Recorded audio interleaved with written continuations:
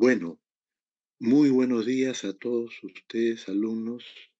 Para mí es una inmensa satisfacción poder dirigirme en esta oportunidad a todo este grupo, ¿no? Se me ha encargado un tema muy interesante y que resulta ser, pues, uno de los pilares básicos del curso de ginecología y obstetricia que ustedes prácticamente han comenzado en las diferentes sedes hospitalarias.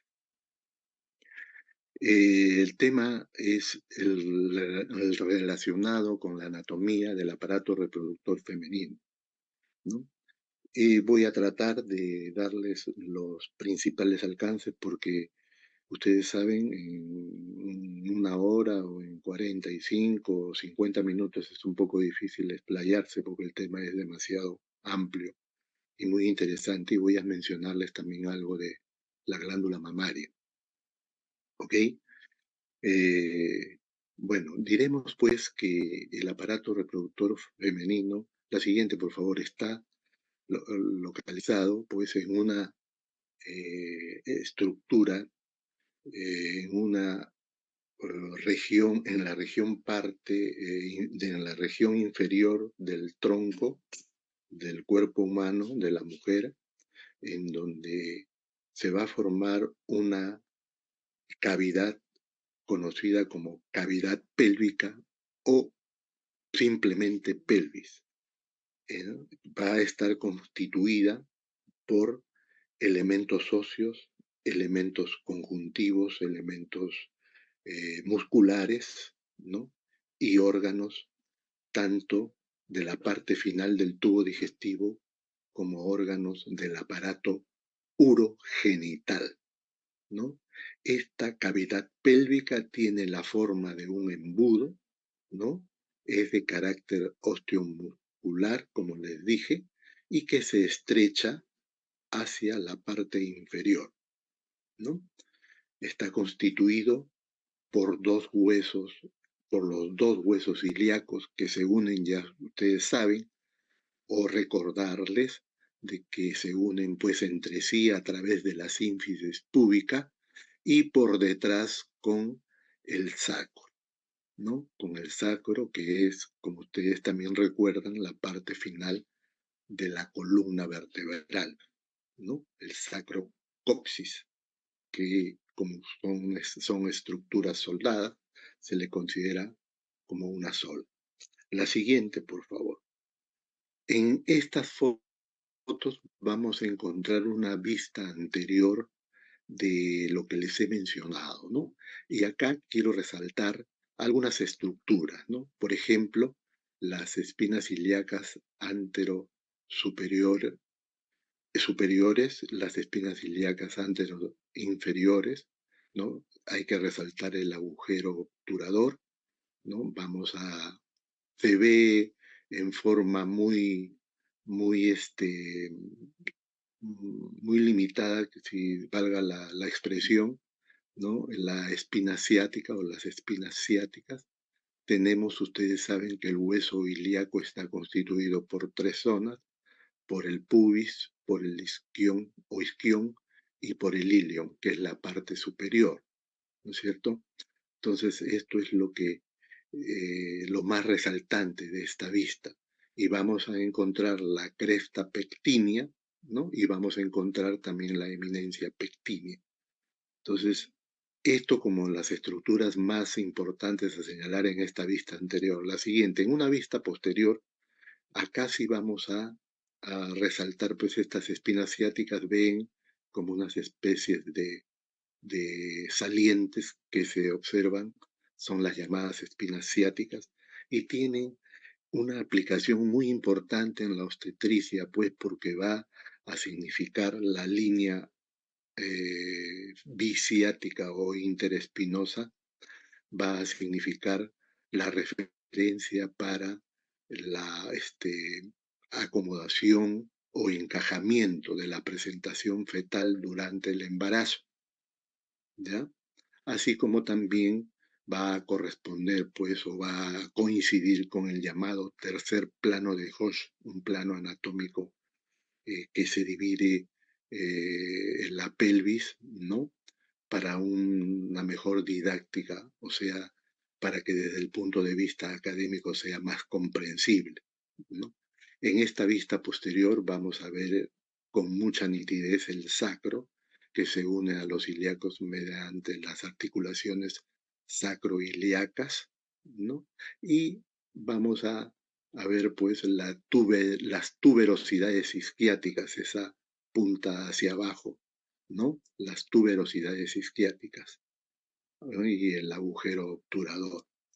En la vista lateral, la siguiente, por favor, vamos a encontrar como estructuras a señalar, ¿no? El coxis, que vean ustedes como un ganchito abajo, ¿no? Que es móvil, ustedes saben, y que ayuda esta movilidad, pues, para que el producto de la gestación en el trabajo de parto descienda y terminemos pues en un nacimiento satisfactorio, ¿no es cierto? Vamos a encontrar la escotadura ciática mayor y la escotadura ciática menor y vamos a ver la unión del sacro de los ilíacos con el hueso más largo del organismo que es el fémur, ¿no? Que está unido a través de la estructura del ilíaco que se llama el acetábulo, ¿no? El acetábulo que tiene características importantes, pues, si comparamos la pelvis femenina con la pelvis del hombre, la pelvis masculina. La siguiente, por favor. Y esa es la diferencia que yo quiero traerles acá, como resaltarles para que ustedes lo tengan en consideración. Repito, por las implicancias clínicas que tiene, pues, y que son de importancia en nuestro curso, sobre todo cuando tratemos el asunto del parto, del trabajo de parto y del nacimiento del producto, ¿no? ¿Por qué es que se produce? ¿Por qué la naturaleza ha beneficiado a la mujer, pues, eh, darle las facilidades o las condiciones para que puedan ser madres de y que puedan concluir con la mayor satisfacción de su vida, ¿no? Acá, por ejemplo, tenemos el acetábulo del cual le hablé, la parte articular con el hueso fémur, en la mujer es mucho más pequeño con respecto a la pelvis del hombre, ¿no? Igualmente, si hablamos del estrecho superior, si lo vemos de la parte de arriba, el estrecho superior en la pelvis femenina es de forma redonda, ¿no? De forma redonda. En cambio, en la pelvis masculina es triangular o de forma acorazonada, como si fuera una especie de corazón, ¿no? Otra característica muy importante que permite y que facilita el parto es, por ejemplo, el arco del pubis o ángulo subpúbico. En el caso de la mujer es mucho más ancho con respecto a la del hombre, ¿no? En el caso de la mujer se considera de que puede medir de 85 a más de 90 grados, inclusive, ¿no? En cambio, en el hombre es mucho menor de 90 grados, que oscila entre 50 a 60 grados, ¿no? El orificio obturador o agujero obturado de la pelvis femenina es de forma ovalada, a diferencia de en la pelvis femenina que es de forma redonda, ¿no? Esto como principales características. La pelvis femenina es más delgada que la pelvis masculina, es más ligera, es más fina, se le nota, ¿no? En cambio, la pelvis masculina es mucho más gruesa, más pesada. La siguiente, por favor. Y acá vamos a hablarle de dos zonas muy importantes y que sirven como sostén de todos los órganos de los cuales me he referido, sobre todo a los órganos del aparato urogenital en la mujer y eh, este, también decirles pues de que este suelo pélvico está formado por dos estructuras o dos áreas bien definidas, lo que son dos planos superpuestos, donde el plano profundo, que se le llama también diafragma pélvico, está constituido principalmente por dos tipos de músculos, el músculo elevador del ano y el músculo isquiococcigio o simplemente músculo coccigio, ¿no? Con respecto a este diafragma pélvico, diremos pues de que el músculo elevador del ano es un músculo más extenso de la pelvis y que tiene como característica estar constituido por tres tipos de haces o fascículos, ¿no? Entre los cuales mencionamos al haz o fascículo puborectal, pubococcigio, y al fascículo o haz iliococcigio. El haz puborectal es el haz, por no decir el menos o el más importante, diría yo, de del suelo pélvico. ¿Por qué? Porque es un fascículo que tiene la forma, ¿no? Y que va a eh, unir, se va a insertar detrás del pubis y que va a envolver y va a llegar en la parte inferior a la unión del recto con es sumamente participa directamente pues en la continencia del anal, en la continencia del ano. Recuerden bien eso. Tenemos pues de que este diafragma pélvico tiene pues funciones muy importantes, ¿no? Como por ejemplo sostener a todas las vísceras abdominopélvicas, ¿no? Participar en la continencia fecal y urinaria, como les he dicho, en la continencia anal, mediante el haz puborectal, ¿no? O fascículo puborectal. Diremos de que estos músculos tienen una inserción proximal y tienen una inserción distal. La inserción proximal es, como ya les he mencionado, a partir del pubis, del arco tendinoso y de las espinas ciáticas. Y las inserciones distales están a nivel del ligamento anococcigio y del coxis, ¿no? Eh, esta es la gran importancia pues, que adquiere el diafragma pélvico. Y hay otra estructura que está por encima, ¿no? Que está superpuesta, ¿no? Que se le conoce como el diafragma urogenital. La siguiente, por favor, ¿no? Acá tenemos pues esta es la otra vista, ¿no? Esta es la otra vista del diafragma pélvico mediante la remarcación, pues, del músculo elevador del ano con sus tres fases, ¿no? Y al último, marcado con la letra C, el músculo coccigio o isquiococcigio, ¿no? Que tienen una forma de B. Vean ustedes, la letra C tiene una forma de B o de abanico, si queremos decirle, ¿no? El haz pubococcigio, ¿no? Que se inserta y que está hacia ambas partes o ambos lados del músculo puborectal o del fascículo puborectal, que van desde la sínfisis púbica, ¿no? Sobrepasando el recto y se inserta pues en el coxis. Y el iliococcigio, que se inserta pues en las regiones laterales de a la sínfisis del pubis hasta el arco tendinoso de la fase obturatriz, ¿no? Del músculo elevador del ano. Y en cuanto al músculo isquiococcigio, que acá lo he remarcado con la letra C, que tiene la forma que les he dicho, una forma de abanico o forma de BV, ¿no? La siguiente, por favor. Y acá viene lo que les hablé sobre el diafragma urogenital o plano superficial, ¿no?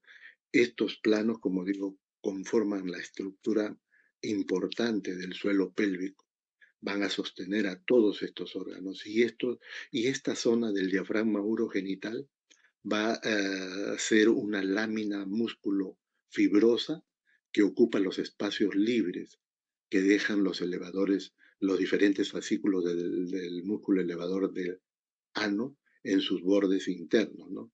está formado principalmente, ustedes vean el diagrama ahí, por los músculos transversos, superficial y profundo, por el músculo bulbo cavernoso, por el músculo isquio cavernoso y por el esfínter anal externo, ¿no? Entonces, estos van a encargarse de, en conjunto, conforman lo que se le conoce como el diafragma urogenital, el plano que se superpone al diafragma, el llamado diafragma pélvico. Y en conjunto, repito e insisto, se van a encargar de sostener a los órganos intrapélvicos, ya que tienen aberturas pues, que van a circundar tanto a la vagina, a la uretra, a la vena dorsal del clítoris, asimismo, ¿no? Unen el centro tendinoso con el rafe medio entre vagina y recto. La siguiente, por favor.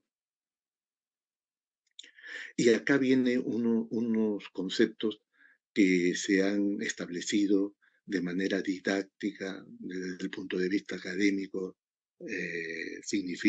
tienen un gran significado. ¿Por qué? Porque nos van a permitir dividir pues a la zona genital en dos compartimentos, el compartimento anterior y el compartimento posterior. Si es que trazamos una línea imaginaria longitudinal entre la pared anterior de la vagina y la pared posterior, ¿no? ¿Y para qué nos sirve esto? ¿Cuál es la implicancia clínica? Nosotros tenemos una patología muy frecuente dentro de la especialidad, que son los llamados prolapsos o distopías genitales, ¿no? Y existe una tabla de calificación, un método de calificación conocido como el POPQ, que ustedes en su debida oportunidad lo van a profundizar, ¿no? Va a haber un tema, un desarrollo de una clase seguramente al respecto, ¿no? Y que divide, como digo, desde el punto de vista didáctico, se divide en el compartimento anterior, que es de esa línea imaginaria hacia arriba, ¿no? Y que va a incluir estructuras como la uretra, la vejiga, la pared anterior o superior de la vagina y el útero, y el compartimento posterior, que va a incluir la parte posterior o la pared posterior de la vagina, del recto y el conducto anal. Repito, y esto nos va a permitir hacer esa calificación si una mujer padece o no de una distopía genital o prolapso genital, ¿no? Tanto de la vejiga, del útero o de la uretra, etcétera, etcétera. La siguiente, por favor. Y ahora vamos a desarrollar por partes, yendo en sí a nuestro tema, ¿no? Genitales externos. Las estructuras de los genitales externos está dada pues por el monte de Venus, ¿no? Que la zona está cubierta por el vello pubiano, ¿no?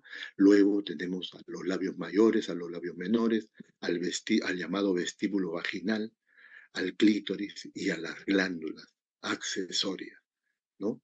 Y, y qué cosa es lo que nos va a interesar bastante, es hablarles y darles algunos datos importantes acerca del vestíbulo vaginal, a qué se conoce como el vestíbulo vaginal, ¿no?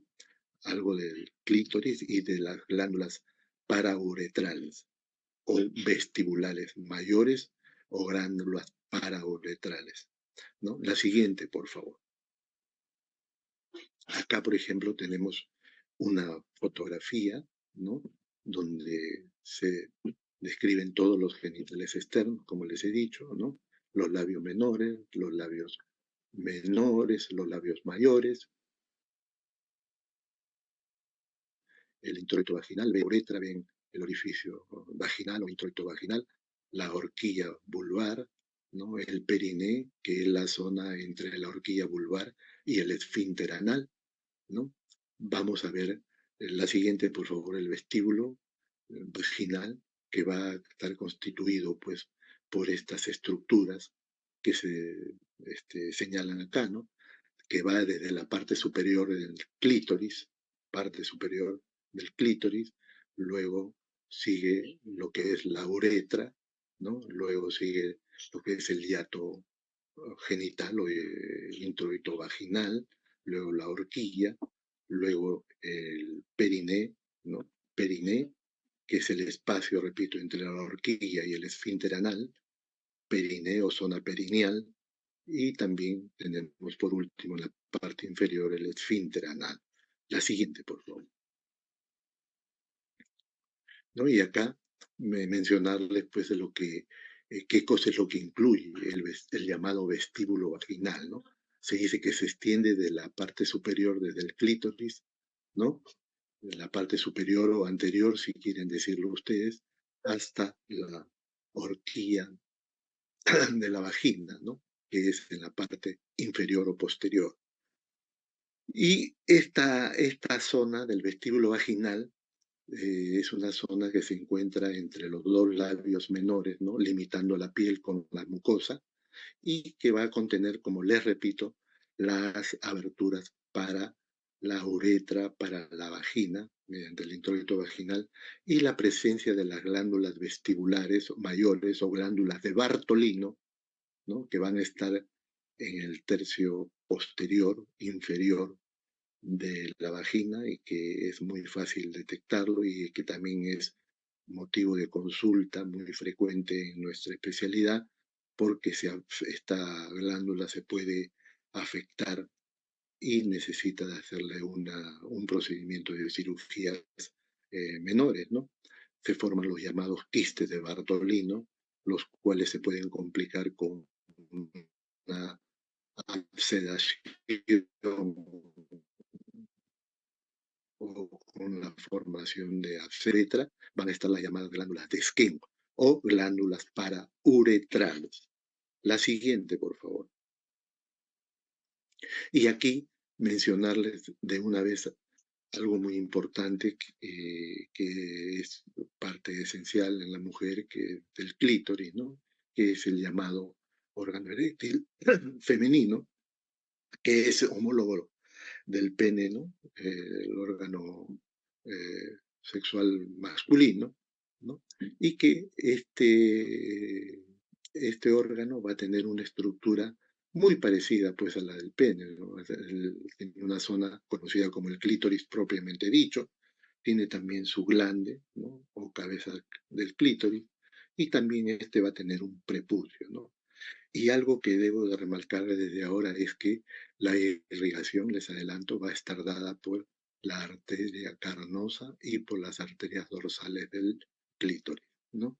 Y la inervación, ustedes saben que esta zona, el clítoris, es una zona muy inervada, es muy sensible en el caso de la mujer, va a estar dado por el nervio, una rama del nervio pudendo interno. La siguiente, por favor.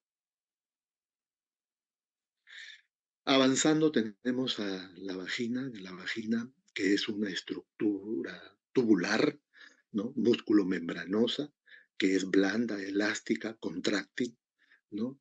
Se considera, pues, o ya ustedes van a desarrollarlo seguramente más adelante, que el tercio superior de la vagina proviene de la fusión integral de los conductos de Müller, ¿no? Y los dos tercios inferiores de la vagina provienen embriológicamente del seno urogenital. Se le considera la vagina como el órgano de la cópula, ¿no?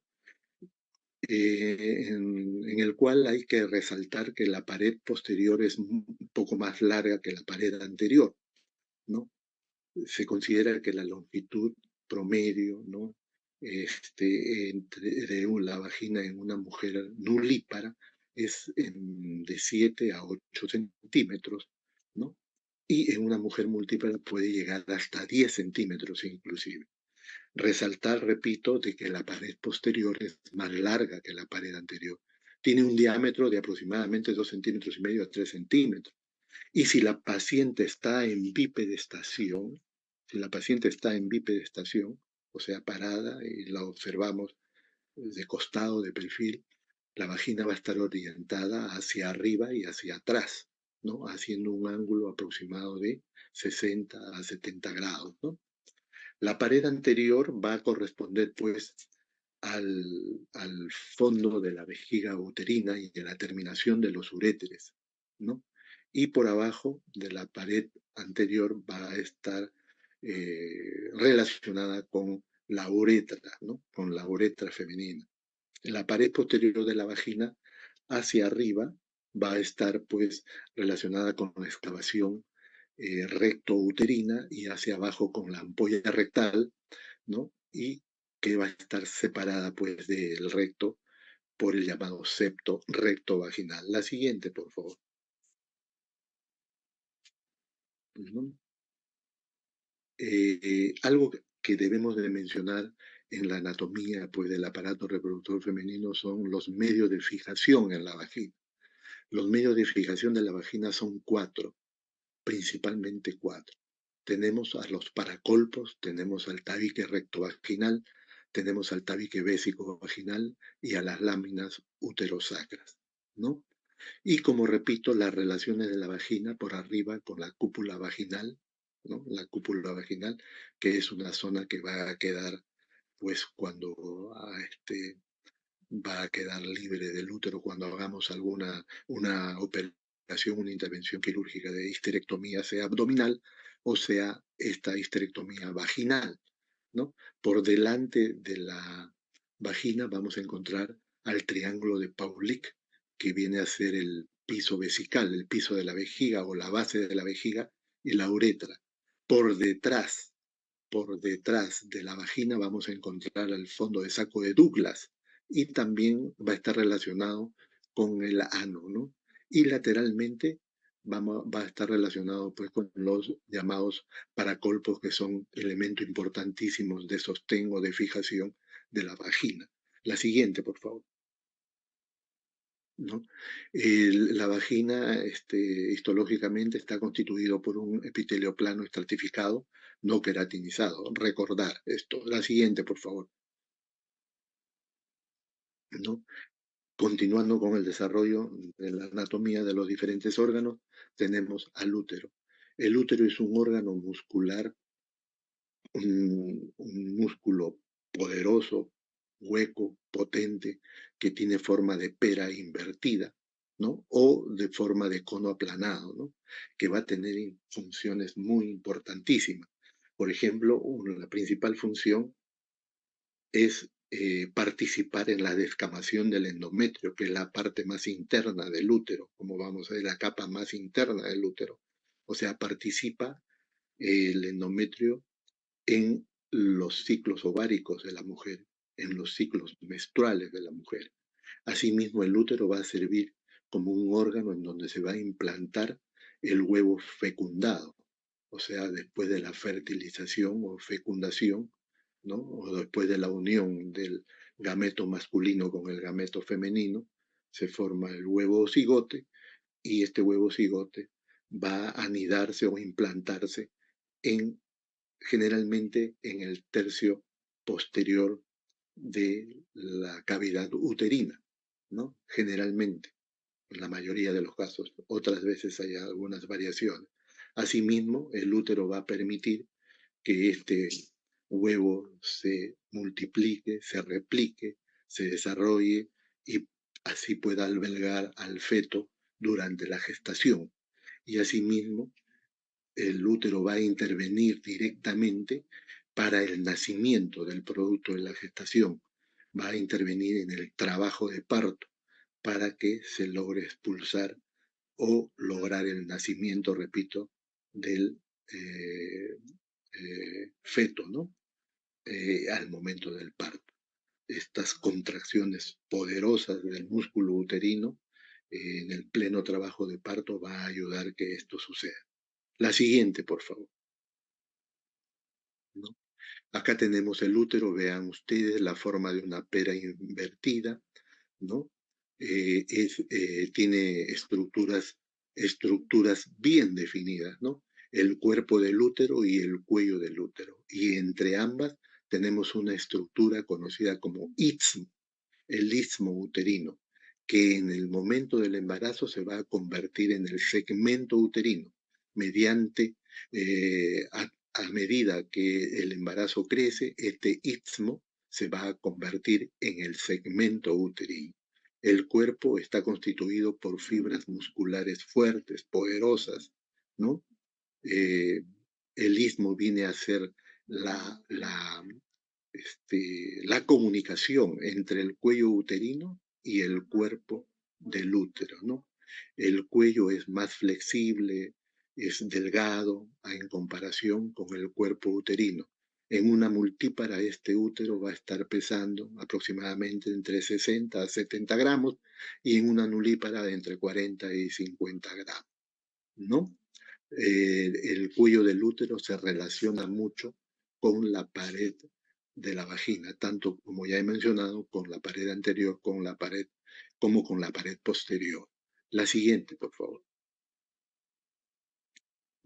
Acá, para mencionarles algo muy importante del cuello uterino, ¿no? Se dice que el cuello uterino tiene como estructuras al orificio cervical interno, directamente relacionado con la vagina, y al orificio cervical interno. Se comunica el orificio cervical externo con el interno mediante el canal endocervical, ¿no? O la línea endocervical, que tiene aproximadamente 6 milímetros de diámetro. Y tiene como característica especial, no se olviden, por favor, ¿eh? Está revestido por el epitelio endocervical cilíndrico monoestratificado, el cual se va a encargar de la producción de una gran cantidad de moco que va a servir como elemento de defensa, pues, para este órgano, ¿no? El orificio cervical interno dice que tiene un diámetro que no es mayor de 10 milímetros, ¿no? Y que delimita, como ya les mencioné anteriormente, el canal endocervical con el cuerpo del útero, ¿no? A través de una estructura que es el istmo y que durante el embarazo va a servir como un esfínter, como una válvula, ¿no? ¿Y por qué es importante esta zona? ¿Por qué les resalto? Porque vamos a encontrar, pues, que en esta parte vamos a encontrar la llamada zona de transición, que es la zona de unión del epitelio escamoso con el epitelio cilíndrico. ¿Y qué tiene que ver el epitelio escamoso? ¿Cuál es la importancia? ¿En qué radica la importancia de esta zona? Radica en que esta zona que está localizada en el orificio cervical externo es la zona en donde vamos a tomar la muestra citológica, la muestra de las células, en la toma del Papa Nicolau, ¿no? Ustedes saben que el Papa Nicolau es un examen muy importante, de muy bajo costo, que nos permite, pues, detectar las variaciones celulares del cuello uterino. Saben que la patología del cáncer del cuello uterino es una patología que causa una alta mortalidad en nuestro medio y que debemos de utilizar a la toma del Papa Nicolau como una medida de prevención, ¿no? De esta enfermedad. ¿Y a dónde tenemos que tomar la muestra? En esta zona, en la zona de transición, en la zona de unión escamoso-cilíndrica. Por eso les resalto esto. O sea, es la unión del epitelio cilíndrico, ¿no? Del canal endocervical con el epitelio escamoso del orificio cervical externo. Y esto va a sufrir variaciones. Siempre hay que tener estas consideraciones. Varía según la edad, cuando la mujer está niña, ¿no? Está prepúber, luego está en la etapa de la pubertad, luego comienza a menstruar, luego cuando está en el embarazo también tiene otras características, cuando la mujer toma anticonceptivos orales también toma sus características muy especiales. La siguiente, ¿no? Acá es para ver las posiciones del útero, las posiciones de anteversión, de anteflexión, de anteversoflexión, ¿no? La, la, la retroversión, o sea, el útero es posterior. ¿Qué significa esto? Anteversión, el útero se dirige hacia adelante, se pega más hacia la vejiga. Y en la retroversión o útero posterior, el fondo uterino, el cuerpo uterino están hacia atrás, ¿ya? El fondo uterino o el cuerpo uterino. Una cosa es el fondo y otra cosa es el cuerpo, ¿ya? El fondo es solamente una partecita del cuerpo y el fondo ya es casi toda la, la parte superior del útero de la muestra que yo les he visto en forma de pera invertida. La siguiente, por favor, ¿no? Acá hay variaciones también del útero, ¿no? Variaciones en su posición. hacia ambos lados, ¿no? Puede haber una lateroversión derecha o puede haber una lateroversión izquierda. La siguiente, por favor. ¿No? Eh, Acá esta parte es sumamente importante. ¿Cómo es que el útero se mantiene fijo, se mantiene en su lugar? Existen elementos de sostén, ¿no? Eh, Constituidos por tejido conectivo muscular, con fibras musculares, ¿no? Y que van a servir pues para fijar el útero en su posición, en las posiciones que les he mencionado, ¿no? Por ejemplo, en la parte inferior del útero va a favorecer que se fije a la cúpula vaginal o a la vagina, ¿no? Y se fija al piso pelviano mediante la relación muy cercana con la vaina del elevador del ano, ¿no es cierto? Esto le va a dar una fijación al piso pelviano del útero. La siguiente, por favor. Tenemos también otros elementos de fijación. Fíjense ustedes este diagrama, ¿no? Que se le mira desde la parte de arriba, ahí están numerados, ¿no? Y acá lo que quiero resaltar son dos cosas. Tenemos, pues, como número 6 a los ligamentos más importantes en la mantención de la fijación del útero, que son los ligamentos cardinales o los ligamentos transversos de McEnroe. Cualquiera de los dos nombres se puede utilizar.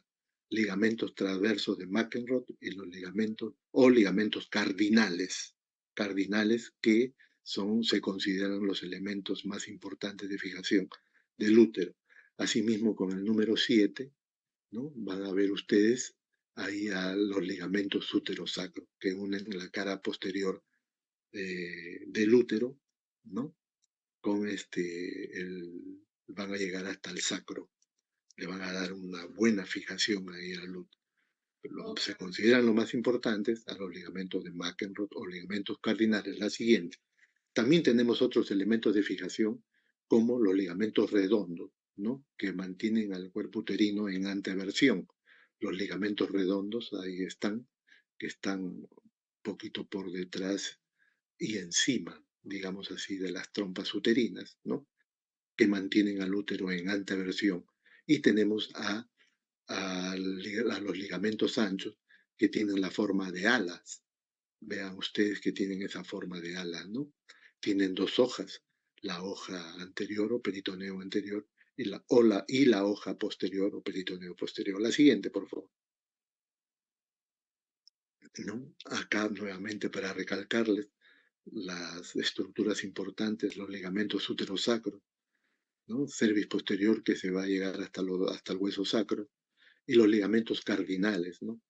Que une la parte lateral del cuello uterino con las espinas isquiáticas de lo que ya le hablé, ¿no? La zona del isquio de los huesos ilíacos o coxales. La siguiente, por favor. Acá tenemos, les quería mencionar algo más, añadir algo respecto a los ligamentos anchos, ¿no? Estos que tienen forma de ala, ¿no? Tenemos acá en la parte inferior una relación muy estrecha con un elemento de fijación que son los llamados parametrios, no se olviden, son los parametrios y que son los que se van a afectar y se van a detectar afectados cuando el cáncer de cuello uterino se haya propagado, ¿no? Muchos los ginecólogos oncólogos hablan mucho de esto, de los parametrios. A su vez, digamos de que hay que mencionarles y recalcarles que el ligamento ancho tiene pues 4 porciones prácticamente, ¿no? La porción que va a unirse al útero, que es la porción más amplia del ligamento ancho, el mesosalpins, que es la parte superior del ligamento ancho, que se va a encargar de unir a las trompas de falopio, ¿no? Que van a encargarse, van a participar en la fijación de las trompas de falopio. El mesovario, la parte posterior o la porción posterior, que va a rodear al ovario y va a sostener al ovario. La parte funicular o anterior, que va pues a unir con el ligamento redondo. Y la parte inferior, como ya les he mencionado, a los parametrios o elementos de sostén de Virchow. La siguiente, por favor. ¿Qué cosas son los ligamentos redondos? Otro elemento de sostén también de trascendencia como medio de fijación del útero, ¿no? Los ligamentos redondos son los ligamentos más largos como elementos de sostén del útero. Miden entre 12 a 14 centímetros aproximadamente por 2 a 6 milímetros de diámetro, ¿no? Este ligamento redondo también va a tener 4 porciones, va a atravesar, ¿no? Va a partir de la pared anterior y lateral del útero, se dirige oblicuamente y se va a introducir en el orificio interno del conducto inguinal, lo recorre en su totalidad y va a llegar a la vulva, sobre todo hacia los labios mayores, ¿no? Donde va a emitir una serie de terminaciones conjuntivas o filamentos conjuntivos, ¿no? Que van a darle también una fijación a los labios mayores de la vulva, en los genitales externos ya mencionados. La siguiente es el elemento de sostén más largo del útero. En cuanto a la irrigación del útero, ¿quiénes llevan la sangre necesaria para la mantención de este órgano importante? Vale mencionar pues de que eh, tenemos a la aorta, ¿no? Que se deriva del ventrículo izquierdo, va a atravesar el orificio aórtico del diafragma, se va a convertir en la aorta abdominal, ¿no? A nivel de la tercera vértebra lumbar, más o menos, va a dar origen a la arteria sacra media y a dos arterias ilíacas primitivas, una derecha, una izquierda. Y cada arteria ilíaca primitiva, ¿no? A nivel de la articulación sacroiliaca a la altura de la quinta vértebra lumbar, se va a dividir en dos ramas que son la llamada ilíaca externa y la llamada arteria ilíaca interna o arteria hipogástrica. Y les menciono esto porque es de la arteria hipogástrica del cual se va a derivar la arteria uterina. La siguiente, por favor. ¿No? Esto es para mencionarles, ¿no? Las ramas que son las ramas extrapélvicas, ¿no? Que van a irrigar no necesariamente órganos genitales o urogenitales, ¿no?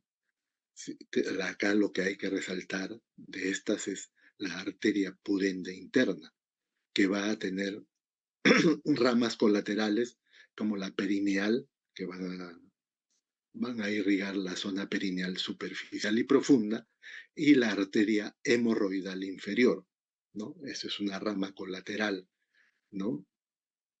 De la arteria pudenda interna, ¿no? Y las ramas terminales de la pudenda interna van a ser la arteria cavernosa y la arteria dorsal del clítoris, como les mencioné anteriormente, se van a encargar de la irrigación del clítoris en la mujer. La siguiente, por favor.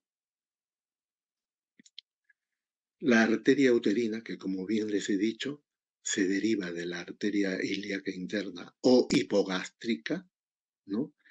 Se considera de que tiene una relación muy importante con una estructura que para nosotros es de suma importancia, que son los uréteres, ¿no? Nosotros estamos expuestos, pues, si no eh, tenemos en consideración bien la anatomía del aparato genital femenino, podemos dañar este órgano importante como órgano del aparato urológico en la mujer. Y si dañamos el uréteres, ¿quién va a ser el perjudicado? Va a ser perjudicado el riñón del lado del cual dañemos. esto puede terminar también en la pérdida hasta de riñones. Entonces, es muy importante tener en cuenta que la arteria uterina tiene relaciones o tiene una relación muy cercana con el uréter, ¿no? Cruza el uréter por delante y por encima, ¿no? Más o menos a 15 a 20 milímetros, o sea, entre 1,5 centímetros a 2 centímetros por fuera del cuello. Y se va a encontrar la arteria uterina a 10 milímetros, o sea, 1 centímetro del istmo. Ya ustedes saben qué cosa es el istmo. La zona, la parte que une el cuerpo con el cuello, ¿no es cierto? Y esta arteria uterina va a tener un trayecto tortuoso, un trayecto flexuoso, ¿no? Y es la que va a dar origen, pues, a ramas. La siguiente, por favor. La arteria uterina va a dar origen a una rama, arteria uterina propiamente dicha, ¿no? De las cuales se va a dirigir una parte descendente, una parte transversa y una parte ascendente, ¿no?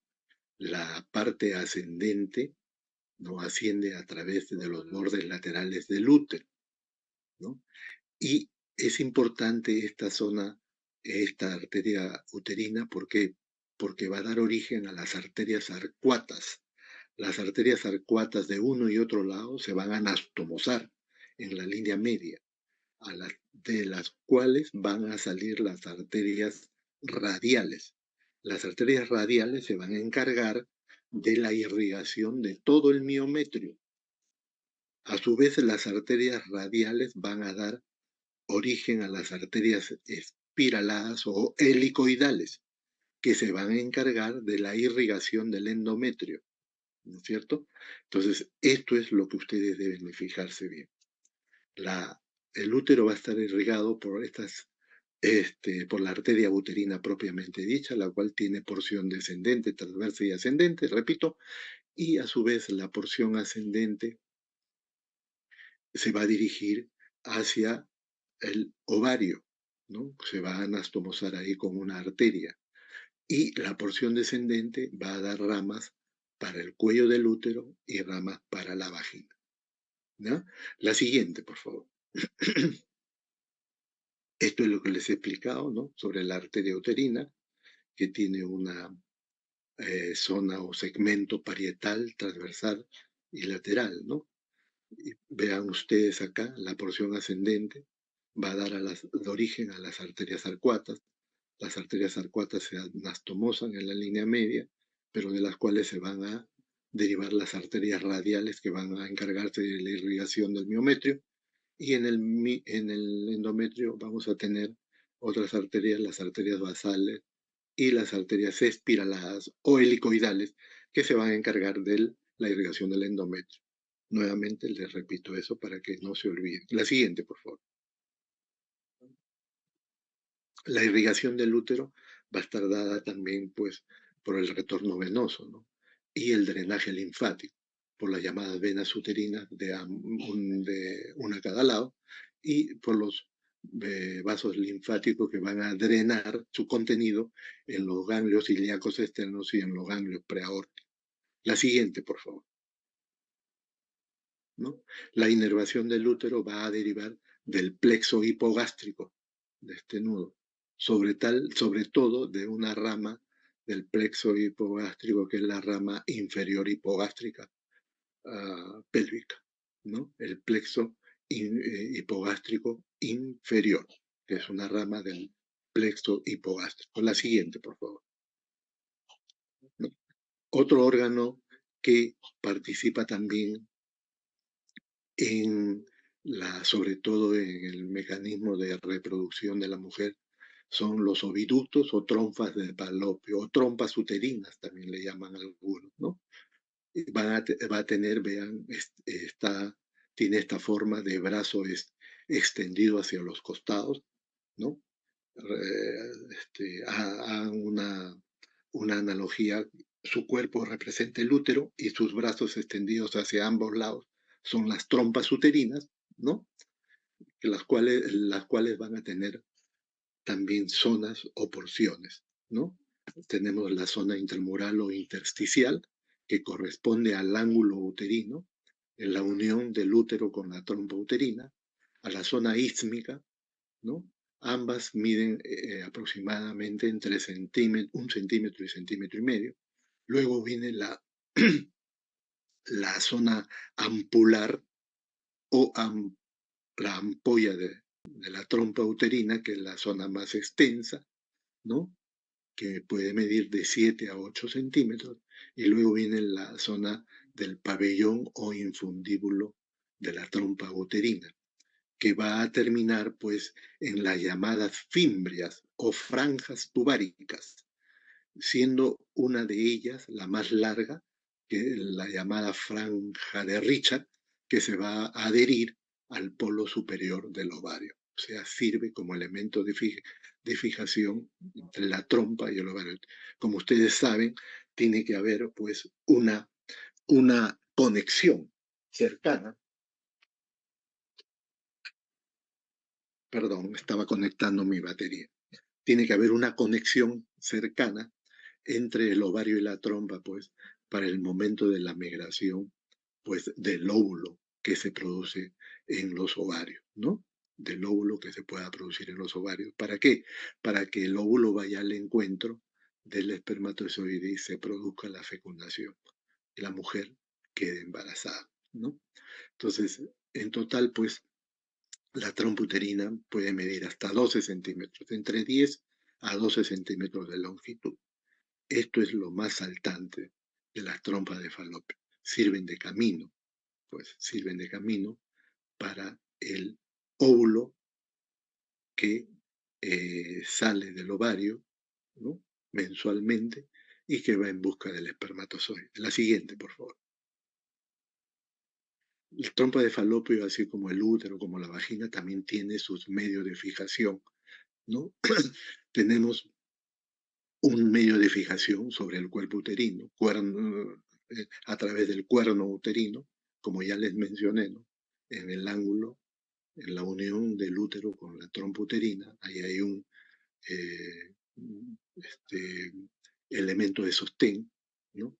El propio salping que une la trompa de falopio con el ligamento ancho, y el ligamento tubo-ovárico que es la unión con el ovario, con el polo superior del ovario, a través de la franja de Richard. La siguiente, por favor. ¿Cuáles son de qué manera se irrigan las trompas uterinas? ¿Cuáles son estas arterias que irrigan? Son dos: la arteria tubárica interna y la arteria tubárica externa. La arteria tubárica interna deriva o es rama de la arteria uterina, y la arteria tubárica externa es rama de la arteria ovárica, ¿no? Se anastomosan en el mesosalping y dan ramas ascendentes para la trompa y ramas descendentes para el ovario, ¿no? Las venas igualmente nacen pues de las redes capilares y están pues acompañando la capa muscular, ¿no? A través de los troncos para los ligamentos uterováricos, ¿no? La unión sobre todo del útero con los ovarios. Viajan juntos siempre. Hay un paquete vascular nervioso, ustedes saben. La siguiente, por favor. El drenaje también a través de los linfáticos, ¿no? Que van hacia los linfáticos del ovario, ¿no? Y también se unen con los linfáticos del útero, ¿no? Y los nervios también proceden de los nervios uterinos y de los nervios ováricos, ¿no? Que acompañan a las arterias que van a penetrar pues en las paredes de la trompa. La siguiente, los ovarios. ¿Qué cosas son los ovarios? Los ovarios son órganos de forma ovoide, de color blanco nacarado o blanco rosa, que puede pesar aproximadamente, estando en reposo, 8 gramos, ¿no? Las medidas aproximadas en promedio son de 3,5 a 4 centímetros por 2 por 1 centímetro, ¿no? Y también van a estar cubiertas pues, por una expansión del peritoneo, del llamado peritoneo visceral, ¿no? O serosa, ¿no? La siguiente, por favor. Los ovarios tienen pues relaciones muy importantes también. Acá lo que vale resaltar es que en la cara externa, por ejemplo, eh, va a haber una relación pues con los nervios y vasos obturadores, ¿no? Y va a estar ubicado pues en la llamada fosita ovárica de Kraus, ¿no? El extremo inferior va a tener una relación, el extremo inferior de los ovarios va a tener una relación con la arteria uterina, sobre todo cuando ésta se separa pues de la pared uterina para introducirse por debajo del ligamento ancho. La siguiente, por favor. La cara interna es convexa, que va a estar cubierta por todo el pabellón de la trompa, por la zona del pabellón de la trompa, como ya les mencioné, que se va a replegar sobre el útero, ¿no?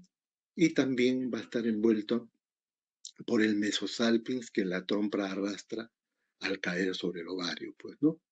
La siguiente, por favor.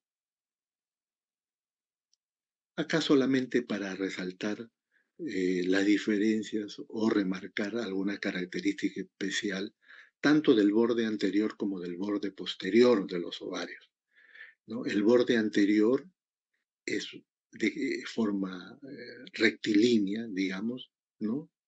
Y a la cual se va a superponer la zona ampular de la trompa. Eso es el borde anterior, se va a superponerla, a diferencia del borde posterior, que es libre, que es convexo, que es más grueso, ¿no?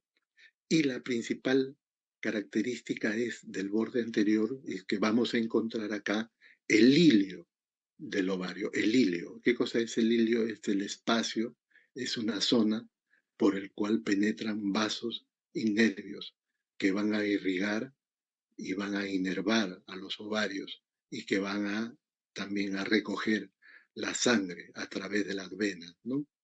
Esta es una de las características importantes del borde anterior.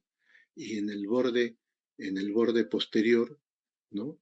Que va a estar en relación con la fosita ovárica, como ya les dije, y que va a tener mucha relación con con los uréteres y con los vasos hipogástricos.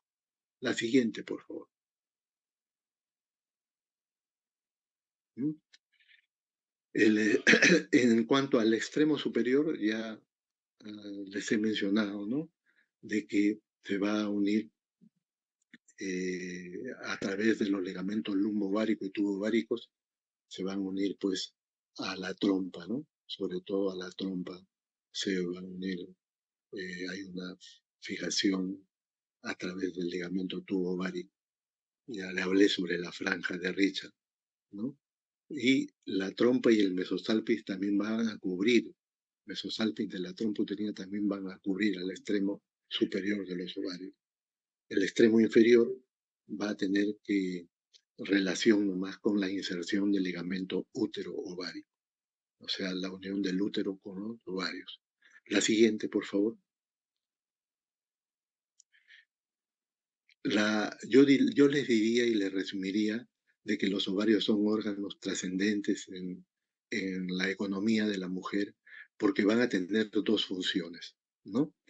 Van a tener dos funciones, una función hormonal y yo le diría una función reproductora.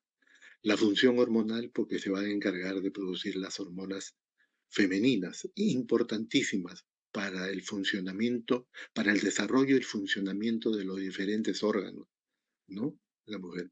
Tenemos a los estrógenos como, como estrógeno principal el estradiol, ¿no? ¿No? Y como progestágeno, ¿no? Teniendo como al progestágeno más importante la progesterona, que es importante, sobre todo cuando en la mantención del embarazo, ¿no es cierto? Los ovarios tienen zonas definidas, la corteza, que es la parte más superficial, la parte más periférica, y que está constituido por el epitelio simple cúbico, por un epitelio simple cúbico. Y es por donde van a ingresar, pues, los vasos y nervios del hilio ovárico, ¿ya? Y tenemos una zona conocida como estroma o médula del ovario, que es la parte central, que es tejido conjuntivo muscular, tejido de sostén, ¿no? Que es la parte más extensa o amplia del ovario. Entonces, no se olviden de eso. La función endocrina, ¿no? Los ovarios son considerados glándulas endocrinas porque producen hormonas importantes para el desarrollo y mantenimiento de todo el funcionamiento del organismo de la mujer y tienen función reproductora. ¿Por qué?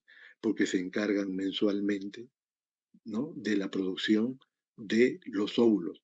¿Y para qué sirven los óvulos? Los óvulos es el gameto femenino que va a ser fecundado por el gameto femenino y que va a servir para la mantención, pues, de nuestra especie, ¿no? De la especie humana. La siguiente, ¿no? Los ovarios también van a tener medios de fijación. ¿Y cuáles son estos medios de fijación? En el caso del ovario, el principal medio de fijación es el ligamento suspensorio del ovario, que va desde L1 hasta la extremidad superior del ovario, ¿no? Y esto a su vez va a ir acompañado de la arteria y de la vena ovárica, ¿no?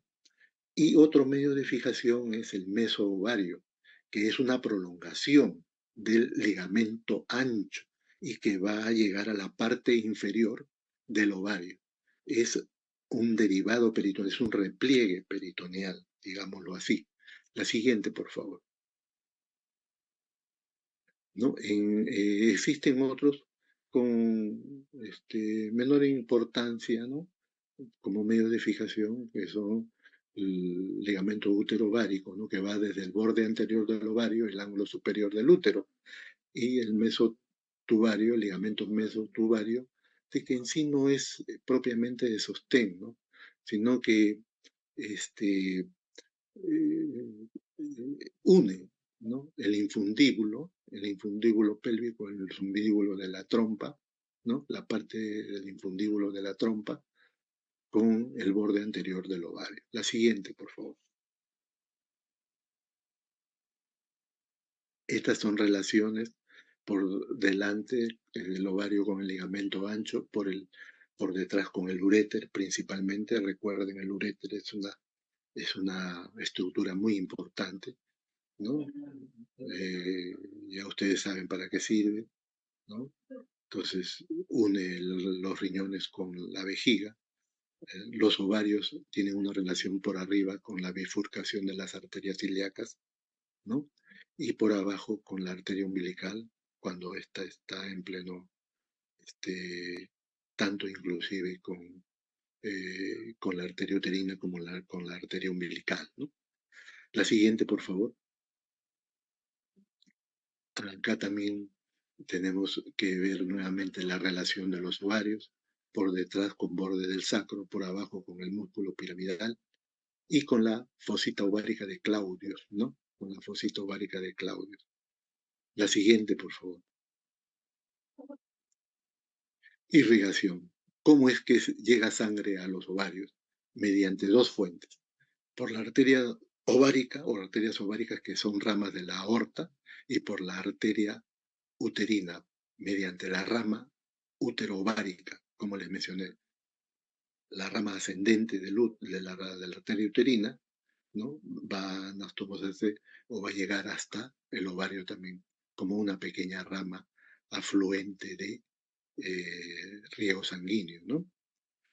Y decir pues de que la vena ovárica derecha va a desaguar ¿a dónde? En la vena cava inferior, directamente a la vena cava inferior. En cambio, la vena ovárica izquierda va a desembocar en la vena renal izquierda.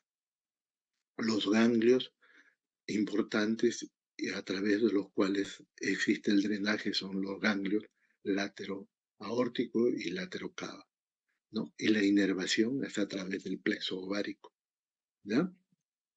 Pero ya ustedes saben que el principal es el plexo hipogástrico, nervio hipogástrico inferior. La siguiente, por favor. Bien, Eh, Decirles algunas cuantas palabras respecto a la glándula mamaria, ¿no? ¿Qué son las mamas o glándulas mamarias?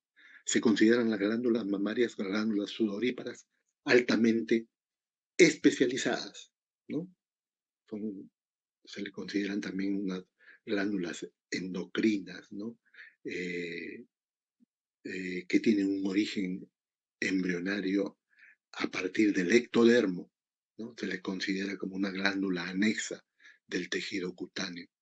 Es importante tener en cuenta la estructura anatómica de las mamas. Recuerden de que en nuestro medio últimamente el cáncer de mama está aumentando, está aumentando, está en ascenso, ya prácticamente está muy cercano en las zonas urbanas, en la zona de la urbe, está muy cercana al cáncer de cuello uterino, la glándula mamaria.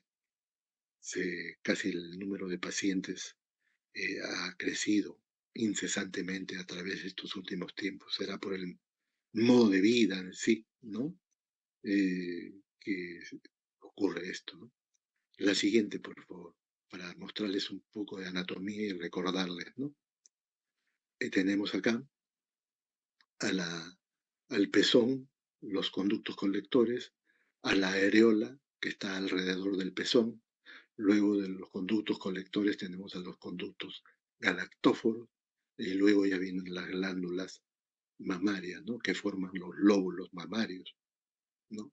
A su vez, entre las glándulas mamarias tenemos entre, entre las glándulas mamarias tenemos al tejido adiposo, abundante tejido adiposo. Y un elemento de sostén acá importantísimo en la mama es el llamado ligamento de Cooper, ¿no? Que es un elemento de sostén, tejido conectivo, ¿no?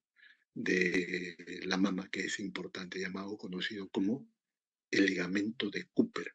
No se olviden. La siguiente, por favor, ¿no? En cuanto a la irrigación de la mama, digamos que tenemos a la rama de la arteria mamaria interna o arteria torácica interna. La arteria mamaria interna o torácica interna se va a encargar de la irrigación de la parte media, de toda la parte media de la mama, mediante las ramas, las mamarias mediales le llaman, ¿no? Esto tiene una gran importancia. La parte lateral de la mama va a estar irrigada por ramas de la arteria axilar. ¿Cuáles son estas ramas? La arteria torácica superior, la toracoacromial, la subescapular y la torácica lateral, ¿no? Asimismo, va a encargarse de toda, tanto de la zona media como de la zona lateral, ramas perforantes de la segunda, tercera y cuarta arterias intercostales, ¿no? La siguiente es un diagrama de la irrigación de la mama con sus ramas, ¿no?